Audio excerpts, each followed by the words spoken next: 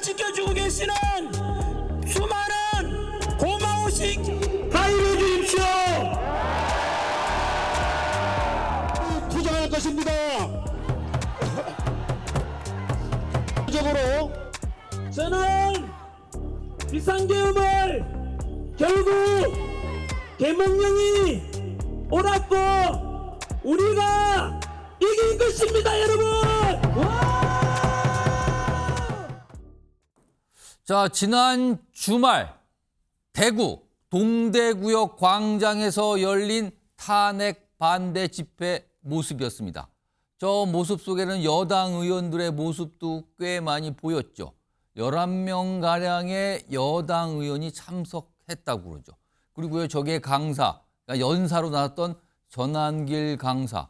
말씀 들어보셨지만, 얘기가 들어보셨겠지만 계엄에 대해서 옹호하는 입장을 저 자리에서 밝히고 있어요. 그 자리에 집권 여당의 의원들이 참석을 한 겁니다. 여러 가지 얘기가 나오죠. 그리고요, 오늘은 이런 모습도 있었거든요. 여당 의원들이 윤석열 대통령을 다시 한번 면회 간 겁니다. 그 내용도 좀 확인해 보죠.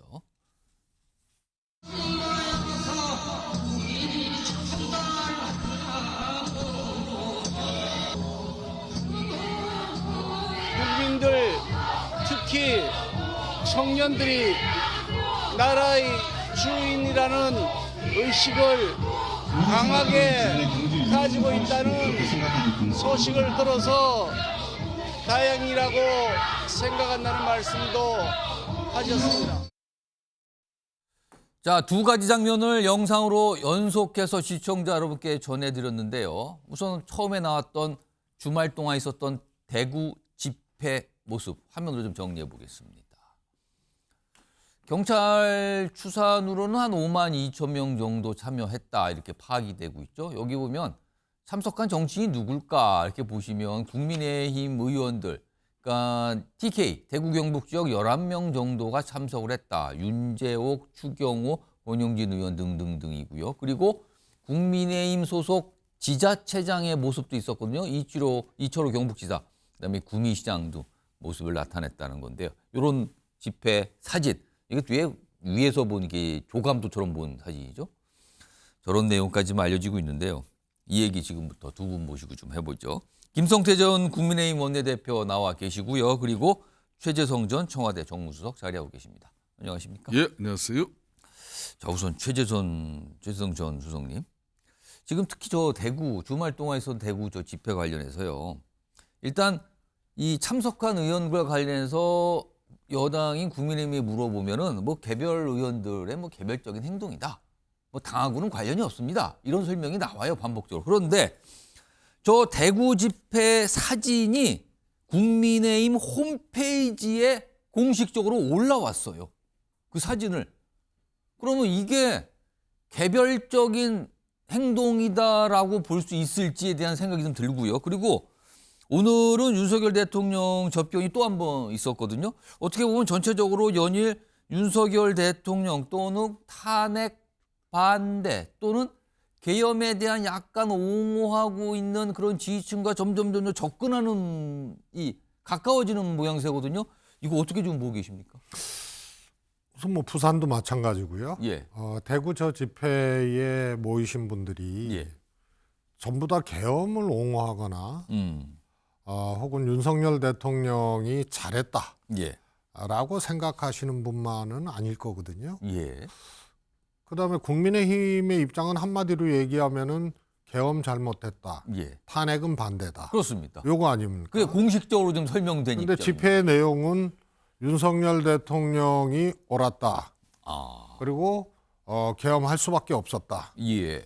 이런 것 아닙니까? 오. 그래서 모이신 분들의 생각은 조금씩 결이 다르고 차이가 있는데 예. 이것을 관통하고 주도하는 일종의 이제 세력, 예. 주장 논리는 굉장히 오른쪽이고 과격한 거죠. 그래서 국민의힘도 그런 겉으로는 계엄 반대, 예. 계엄 반대, 탄핵 반대, 탄핵 반대. 예, 이거였는데 계엄옹호로 지금 가고 있는 거예요. 그래서 이게 이격거리, 이 계엄 반대, 탄핵 반대의 예. 이 이격거리들이 지금 좁혀지고 있는 그런 상황이고요. 예. 생각은 다르고 결은 달라도 이걸 관통하고 있는 주장과 주류라 그래야죠. 이것은 강력하고 좀 극단적이고 이런 논리이기 때문에요. 이런 것 같아요. 계엄은 계엄이고 대선은 대선이다. 오. 윤석열은 윤석열이고 이재명은 이재명이다. 그래서 민주당 반대쪽에 예. 강력한 결집이 일어난 건데 예. 말씀드렸다시피 결도 다르고 생각이 조금씩 달라도 관통하고 있는 거는 극단적이고 너무 오른쪽에 있는 과격한 주장이다. 그래서 여기에 또 이제 딜레마가 있고 한계가 있는 거죠. 그렇다면은 계엄 사태 이후에 이 야권의 어떤 결집을 의식한 반대편의 결집 이렇게 약간 파악을 하시는 겁니까? 그러면? 그렇습니다. 그거는 조사상에도 그렇게 나타나고 예. 있고요. 박근혜 대통령 탄핵 당시에는 아시다시피 국민의힘 지지율이 10%대로 이 급전직하했거든요. 뭐 박근혜 대통령 지지율도 한 자릿수로 갔고요. 예. 그런데 그게 이제 하나의 학습, 경험 이거였고요. 그래서 탄핵은 곧 대선이다. 예. 조기 대선이다. 예. 그래서 계엄은 계엄, 대선은 대선이 경험적으로 작동을 한 거고요. 또 반대쪽에 민주당과 이재명 대표 예. 이것에 대한 하나의 반동적인 결과 이런 것이 이런 집결을 갖고 온 거죠. 앞서서 부산에서 열린 집회에는 여당 의원이 4명 정도 참석한 걸로 파악이 됐죠. 그런데 이번 주말, 지난 주말에 있었던 대구 집회에서는 12명 정도. 왜냐하면 지금 11명 TK 의원인데 비례대표 의원도 1명도 좀 참석했다 해서 전체로 12명이, 그러니까 많이 늘어났어요. 12명이 참석한 걸로 좀 나오고 있습니다. 이 상황과 관련된 여야 정치인들의 어떤 생각, 입장 이런 게 좀 목소리로 준비되어 있습니다. 들어보시죠. 정치인들이라는 게 그 자기 지역 당원들의 어떤 요구 이런 것들로부터 자유롭지 못해요. 그러니까 더구나 이제 대구라는 어떻게 보면 지금 현재 윤석열 대통령의 탄핵 정국에 대해서 가장 반감이 큰 지역에서 그렇게 당원들이 요구할 때 그로부터 나는 못하겠습니다라고 얘기할 수 있는 사람은 별로 없을 거라고 생각이 돼요. 국회의원들이 집회 갈 수 있죠. 근데 이제 그 집회의 성격이 무엇이냐가 중요한데 헌법재판관, 현직 재판관 그리고 국회에서 후보자로 의결한 분에 대해서 아주 노골적이고 거친 공격들이 쏟아져 나왔습니다. 그런 발언들이 난무하는 집회에 여당 의원들이 대거 참석을 했다. 이런 점은 참석 자체로 문제가 있다고 보는 거고요. 김성태 전 원내대표님, 지금 뭐 현역 의원실에서 아마 저런 경험이 있었을 것 같은데, 그러니까 본인 생각이 완전히 그쪽에 100% 동의는 안 하는데 지지자들의 요구나 지역구 주민들의 어떤 주장 이것 때문에 지금 아까 이 김종혁 전 최고위원 얘기는 어쩔 수 없다. 그리고 대구다. 그러니까 갈 수밖에 없다. 이런 상황이 좀 납득이 되십니까? 사실 정치인들은 표가 있고 사람이 모이는 곳이라면은 때로는 뭐 무당이 큰 구슬을 하는데도 가서 축사를 하는 사람들이 정치인이에요. 제가 왜 이런 뭐 우스개 이야기부터 먼저 하는가 하면은 지금 이 엄중한 정국에 있어가지고 더군다나 대통령을 배출한 집권당의 그러니까 보수의 본영 중심 대구입니다. 대구에서 그나마 저런 대규모 집회 시위가 이제 집회가 일어나는 부분에 있어가지고 이게 뭐 경찰 추산은 한 5만 2, 3천 명 이렇게 5만 보지만 2천 명 정도를 추산했어요. 실질적으로 AI 기반을 가지고 항공사진이 분석된 그런 내용을 보면은 한 15만 명 정도. 그러니까 대구시청 공무원들도 대구시 역사상 가장 많은 집회 참여인이다. 저 정도 규모는 처음 본 거다. 처음 봤다. 이런 이야기를 하고 있지 않습니까? 저는 그런 측면에서 이제 부산 같은 경우에는 사실 4명의 우리 의원들이 참여를 했지만은 그것도 뭐 서울에 인천의 윤상인 의원과 김민전 의원 빼고 나면은 순수한 PK 의원은 30여 명의 PK 의원 중에 참석한 사람은 2사람밖에 없어요. 그렇습니다. 예. 그렇지만 이제 DK 같은 경우는 지금 11분 비례까지 포함한 그 그래서 12명이니까 많아요, 지금 많이 숫자가. 참석한 거죠. 거의 이제 3분의 2가 참석을 한 겁니다. 저는 이제 이 국면에서 지금 현재 탄핵 국면에 전국에 지금 포인트가 3개가 있는데 과연 헌법과 법률을 위반했는가 그런 기본적 요건 측면에서 이걸 봐야 되는 것이고, 두 번째는 헌법과 법률을 위반했더라도 얼마나 중대한가. 제가 왜 이 이야기를 하는가 하면 이제 예. 앞으로 이제 이야기가 연결됩니다. 노무현 대통령 당시에 탄핵 사유가 선거 중립 의무를 예. 위반했다는 거거든요. 그렇게 해서 이제 헌법과 법률을 위반했다.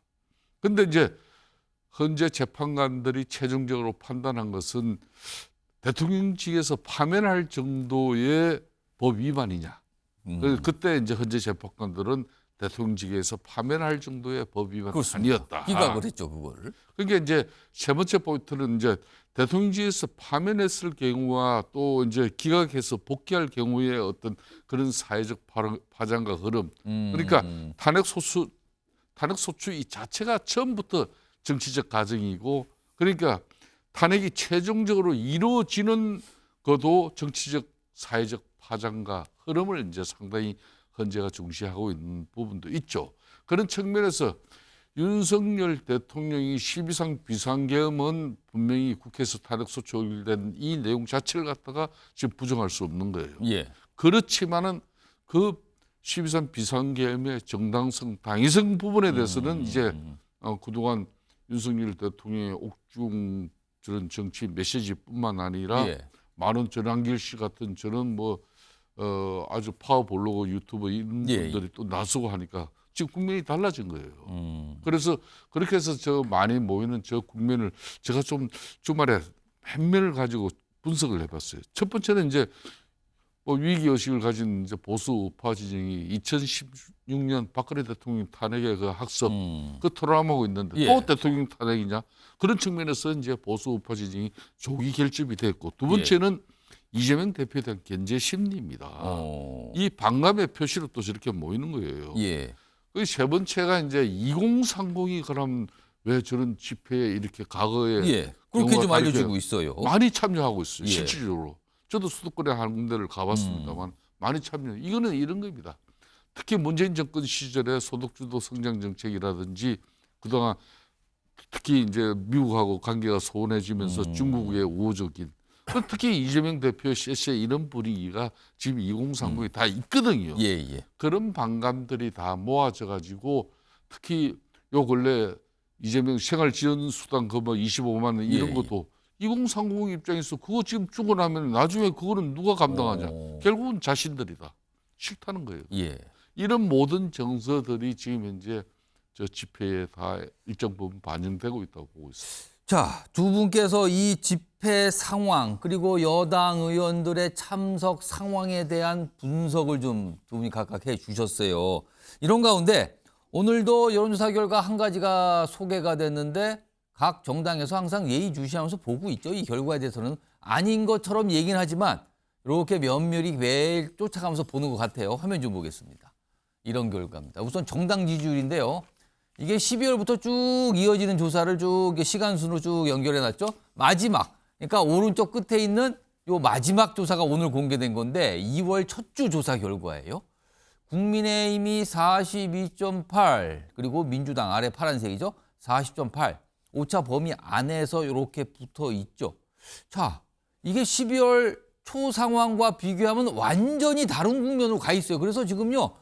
여야 지지율이 다 이렇게 가고 있는 겁니다. 그렇다면 이거는 누가 특별히 더 지지를 받고 있는가라고 보긴 딱히 어려워요. 오차 범위 안에서는 물론 여당이 좀 높긴 합니다만 여당의 지지율이 굉장히 가파르게 오른 상태가 유지되고 있고요.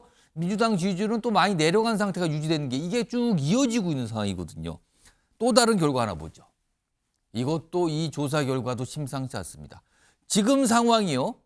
계엄 사태 이후에 탄핵 정국이 이어지는 겁니다. 이거를요.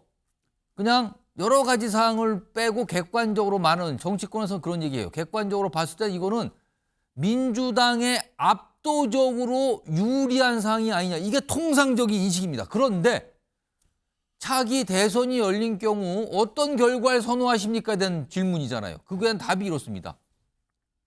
집권 여당의 정권 연장이 45.2, 야권에 의한 정권 교체가 49.2, 역시 오차 범위 안에 내에 있는 숫자들입니다. 이게 어떻게 되고 있는 거냐는 거죠.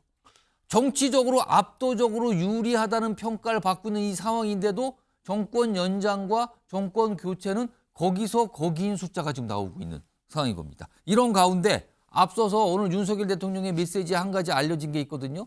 그 내용 좀 하나 좀 불러서 볼까요?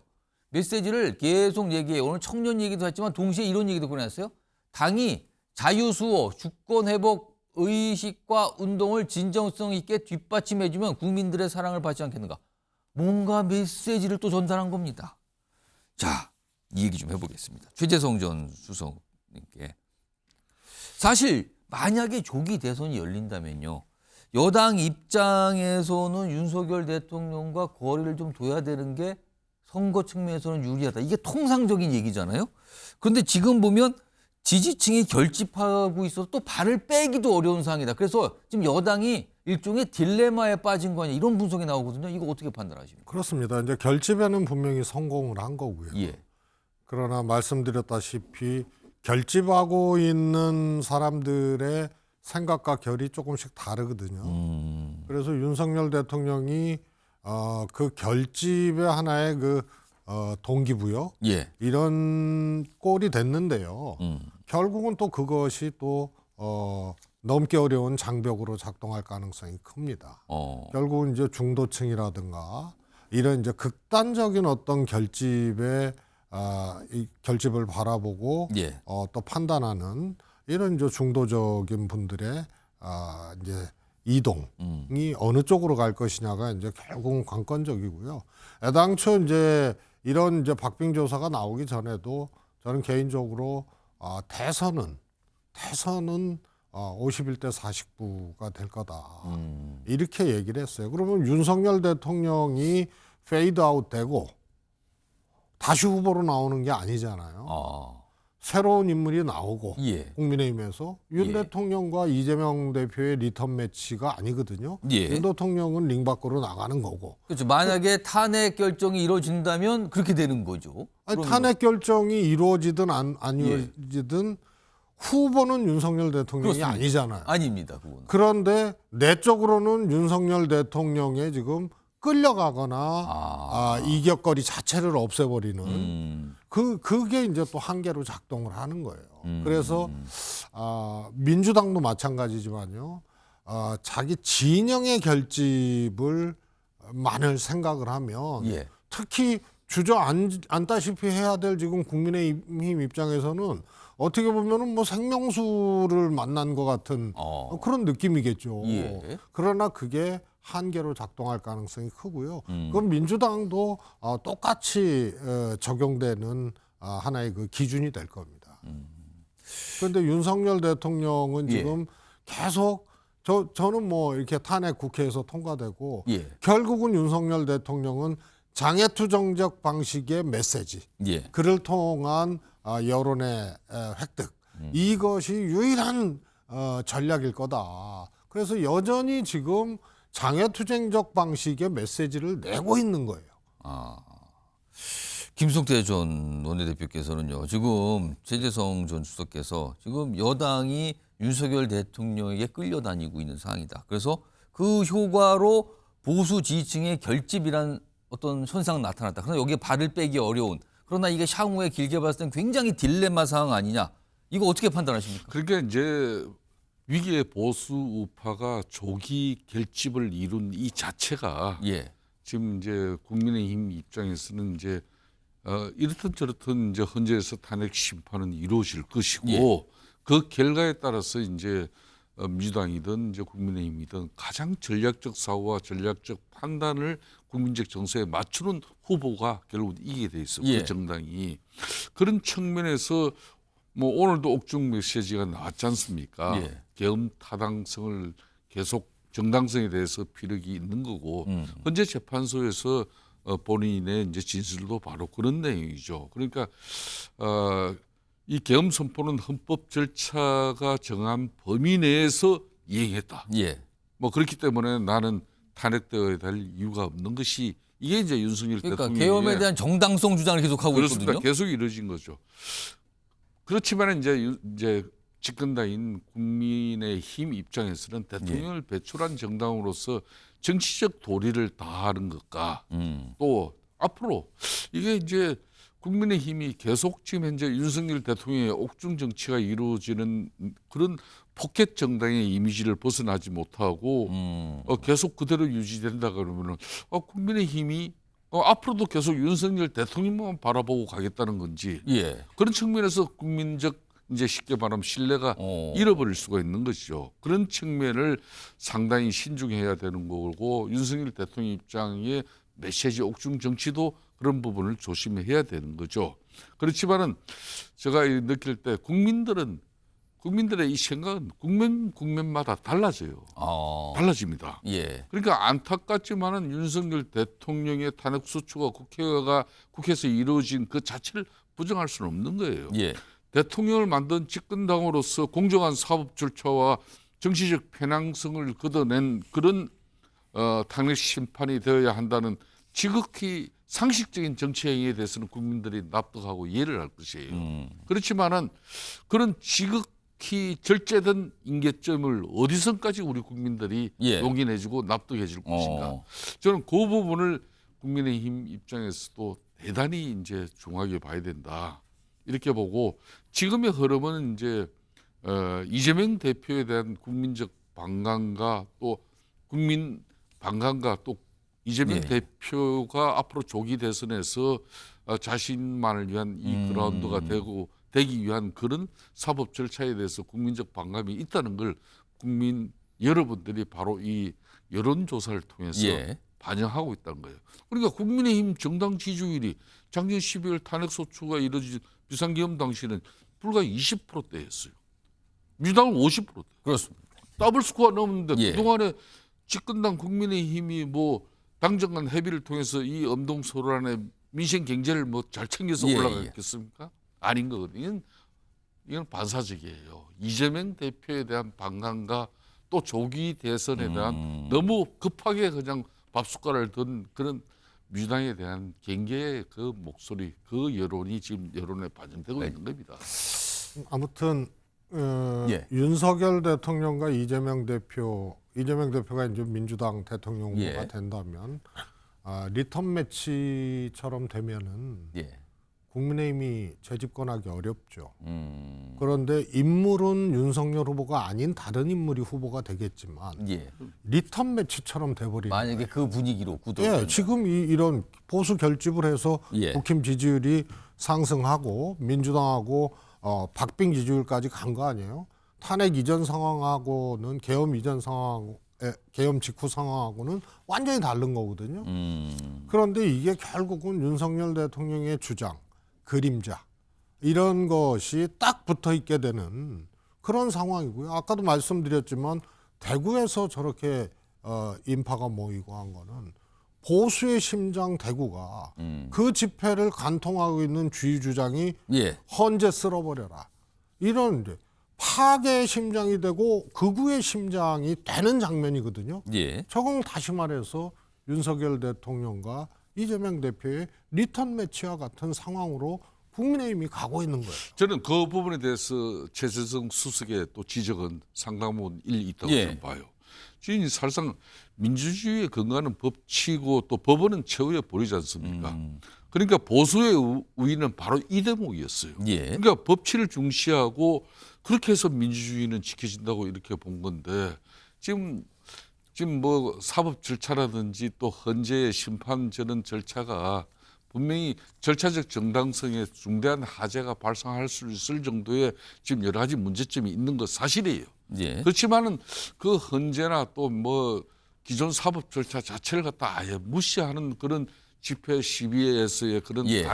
좀 강성 가격적인 목소리가 주류를 잃어버리면은 이거는 위험해질 수도 있는 거죠. 알겠습니다. 자, 이게 그러니까 민주당에서는 계속 탄핵을 빨리 탄핵 심판 빨리 나와야 된다. 그 여당에서는 좀 헌재에 대한 문제 제기를 계속하고 있고 이 사항에서 또 일각에서는 또 헌법재판소를 뭐 습격을 모의했다 이런 게 또 수사가 들어가고 이런 복잡한 상황까지 가고 있거든요. 일단 정치권과 관련된 여러 가지 모습이었고요.